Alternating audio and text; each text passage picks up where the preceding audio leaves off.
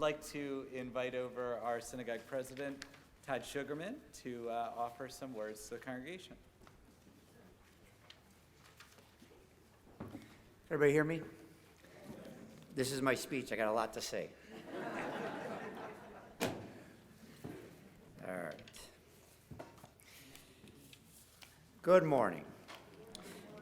This year has gone by very quickly, and many things have happened since High Holidays last year. But before I talk about all the great and exciting things going on in this building, I want to thank all the people who work hard every day to make this a warm and welcoming place. I want to thank Rabbi Alex and Cantor Frank for being the best clergy in town. They always have new and innovative ideas that they encompass in all our services. Cantor Frank, I believe, has outdone herself this year with all the amazing new guests she brought in for our Friday night services. Thank you. Both clergy work extremely hard, and I'm thankful for a great relationship I have with both of them.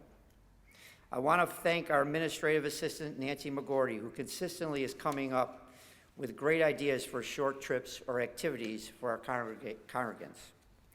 Thank you to Renee Gattosi, our bookkeeper, who always provides us with important information about our finances. Thank you to Barry Radlin, our legal counsel.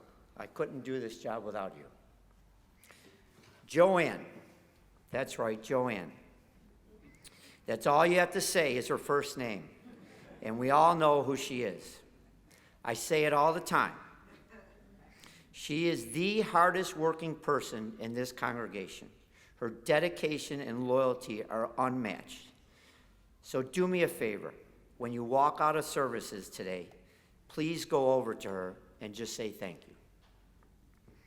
The lay leaders and committees are very important and contribute greatly to this congregation. I want to thank the Women of Shir Shalom, led by Amy O'Donnell, the men's group led by Dan Kester. Thank you all for all you do for this temple. A special thank you to the Chevetta's crew for contributing over $30,000 to our bottom line. I want to thank our Board of Trustees. And just so you know, everyone on the board participates and is extremely active in our congregation. Finally, I want to thank our temple officers, Marina Finkelstein, David Sapphire, Sherry Jo Reich, Larry Pozis, Tara Cross, Joe Glickman, and Bruce Kors. They all have a work ethic that is second to none. We have been together for many years, and I believe that has contributed to the great success of this congregation. And most importantly, we are all friends.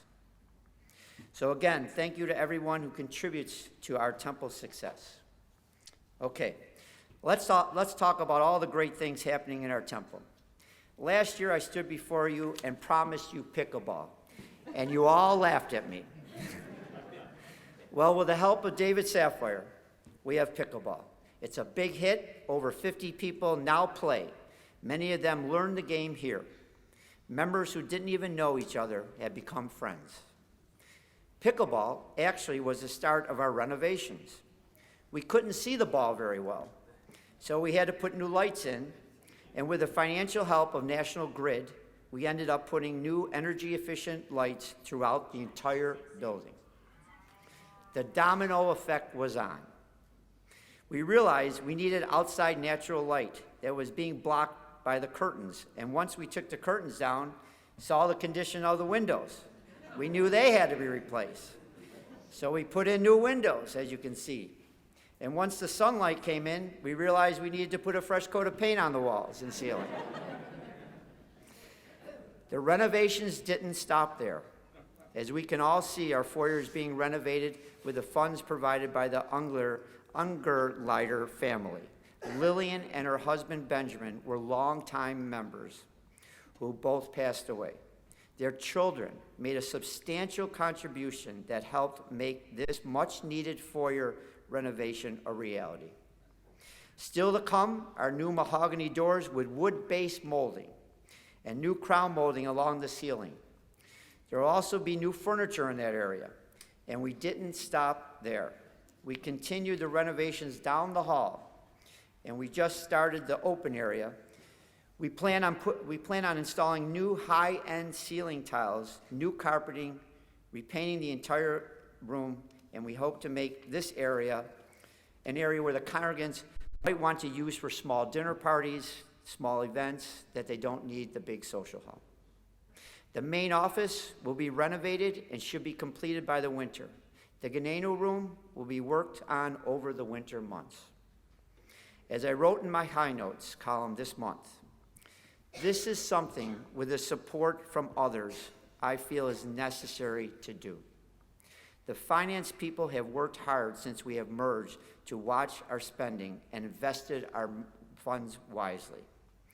And this is the most important fact that I am most proud of.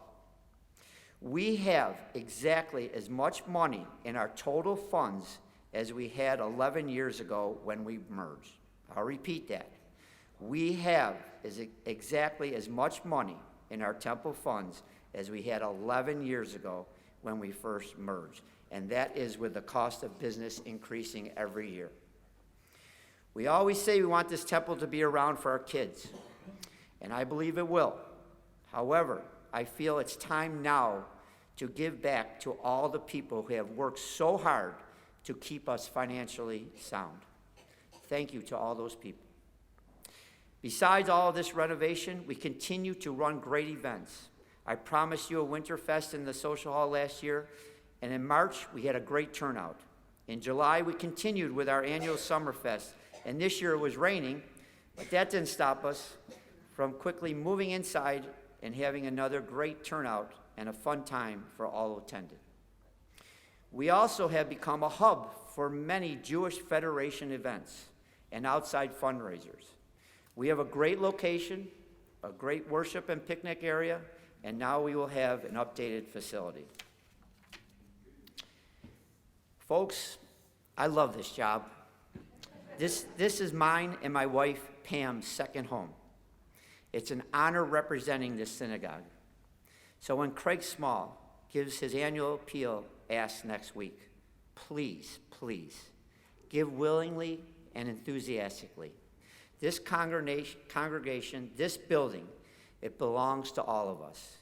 But there's still work to be done.